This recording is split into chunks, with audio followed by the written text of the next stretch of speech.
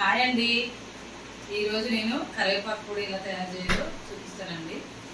ఇదిగో దానికోసం ముందుగా ఇవన్నీ రెడీ చేసి పెట్టుకున్నాను.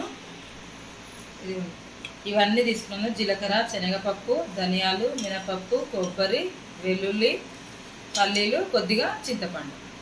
నెక్స్ట్ కరివేపాకు, ఎండుమిర్చి. ఇవన్నీ తీసుకొని మనం కరివేపాకు పొడి ఎలా తయారు చేయాలో చూపిస్తాను రండి. ఇది దేంట్లోకైనా బాగుంటుందండి. ఇడ్లీ, దోశ, అన్నం దేంట్లోకైనా చాలా చాలా బాగుంటుంది. ఇదిగో ప్రాసెస్ చూపిస్తాను చూడండి. ముందుగా ప్యాన్ హీట్ అయిన తర్వాత కొద్దిగా కరివేపాకు వేయండి.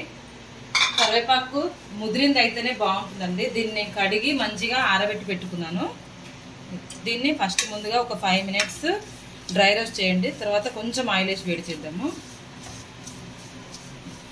కరివేపాకు అనేది క్రిస్పీగా అవ్వాలి. క్రిస్పీగా అయ్యేంత వరకు ఫ్రై చేస్తూ ఉండాలి. ఇది కొద్దిగా ఆయిల్ వేసి ఇలా కొంచెం తడి అనేది ఆరిపోయిన తర్వాత కొంచెం ఆయిల్ వేసి కొంచెం బ్రౌన్ కలర్ వచ్చేంత వరకు ఫ్రై చేసుకోండి. దీనికి ఎప్పుడైనా ముదిరిన కరివేపాకు మాత్రం వేసుకోండి, లేదా తీసుకుంటే అంత బాగోదు టేస్ట్. ఇలా కొంచెం క్రిస్పీ అయిన తర్వాత మిక్సీ జార్లోకి ట్రాన్స్ఫర్ చేసుకోండి. నెక్స్ట్ కొద్దిగా ఆయిల్ వేసుకోండి. కొంచెం ఆయిల్ వేసి ఎండుమిర్చి ఫ్రై చేసుకోండి.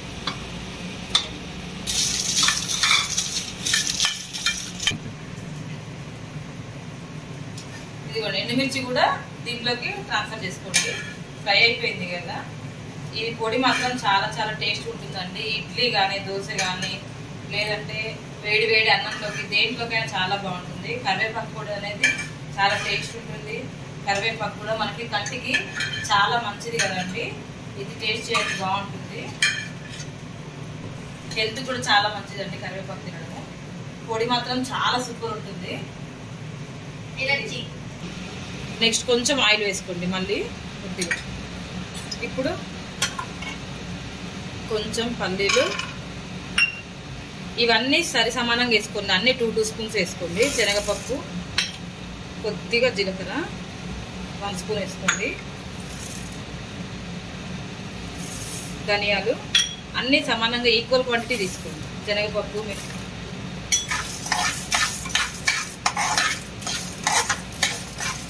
ఇది కొంచెం బ్రౌన్ షేడ్ వచ్చేంత వరకు ఫ్రై చేసుకోండి.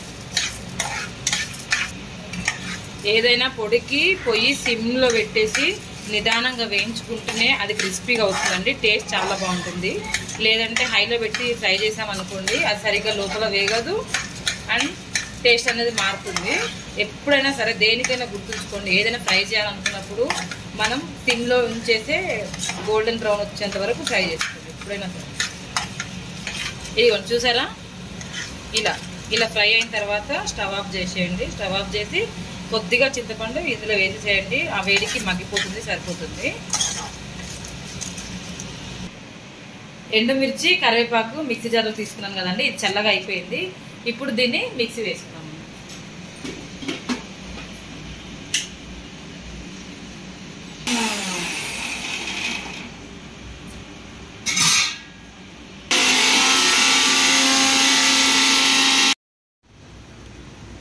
ఇలా కొంచెం కోర్స్గా గ్రైండ్ చేసుకున్న తర్వాత ఇవన్నీ చల్లగా అయిపోయినాయి.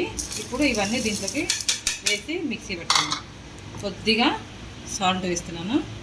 అండ్ నెక్స్ట్ షుగర్, కొంచెం పించ్ ఆఫ్ షుగర్, జస్ట్ లైట్గా టేస్ట్ కోసమేనండి. ఇది కొంచెం అంటే కొంచెం షుగర్ వేస్తున్నాను. దీన్ని ఇప్పుడు మెత్తగా గ్రైండ్ చేస్తాను.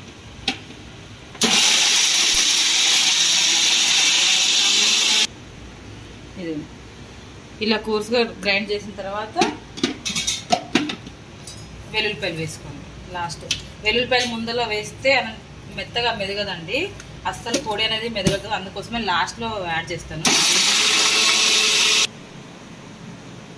ఇది రెడీ అయిపోయిందండి కరివేపాకు పొడి. ఇది ఇడ్లీకి కానీ, దోశకి కానీ, వేడి వేడి అన్నంలోకి కానీ దేంట్లోకైనా చాలా చాలా బాగుంటుందండి. ఒకవేళ ఎప్పుడైనా మనకి ఇడ్లీ మిగిలినా కూడా కొంచెం బటర్ వేసి ఇడ్లీ పొడి వేసుకొని తింటే కూడా చాలా చాలా బాగుంటుంది. మీరు ట్రై చేయండి. మీరు కనుక నా ఛానల్ కొత్తగా చూస్తున్నట్లయితే లైక్ చేసి షేర్ చేసి సబ్స్క్రైబ్ చేయండి. Thank you. బాయ్.